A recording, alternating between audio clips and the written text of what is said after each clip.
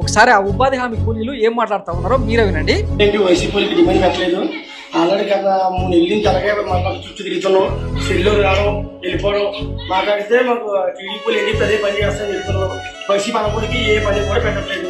అంటే ఇక వైసీపీ కండువా కప్పుకొని వైసీపీకి ఓటేశారన్న కారణంతో ఇట్లా ఎట్లా ఆ రోజు కూలి గిట్టుబాటు అయితే తప్ప 5 ఏళ్ళు నోట్లకు పోని పరిస్థితి. ఇట్లాంటి పేదల మీద కూడా మీరు ప్రతాపం చూపిస్తున్నారంటే మీరు మనుషులు కాదండి, దేవుళ్ళు. ఇట్లాంటి ప్రభుత్వం నాకు కోరుకున్నది ఆంధ్రప్రదేశ్ ప్రజలు.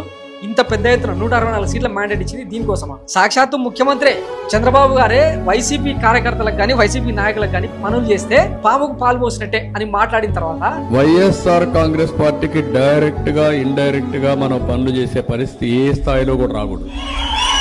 అది చేస్తే పాముకు పాలు పోసినట్టే.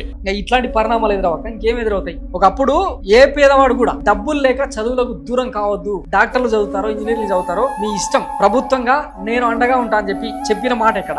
ఆ ప్రతి తల్లికి ప్రతి తండ్రికి చెప్తా ఉన్నాను, మీ పిల్లలు మీరు ఇంజనీరింగ్ చదివిస్తారో డాక్టర్ చదివిస్తారో అంతకన్నా పెద్ద చదువులు ఏం చదివిస్తారో మీరు చదివించండి. ఎన్ని లక్షలైనా పర్వాలేదు, నేను చదివిస్తాను మీ పిల్లలు ఇంజనీర్లు గాను డాక్టర్లు గాను అని చెప్పి మీ అందరికీ కూడా హామీ ఇస్తా ఉన్నా. వీళ్ళేమో మొత్తం ఫీజు రియంబర్స్మెంట్ తో సహా కూలీ జాబ్ కార్డులను కూలీ పైసలను కూడా దూరం చేస్తా ఉంటే ఇక మీది మామూలు మనసు కాదండి. నిజంగానే ఇట్లాంటి ప్రభుత్వమే కావాలి ఆంధ్రప్రదేశ్ కదా.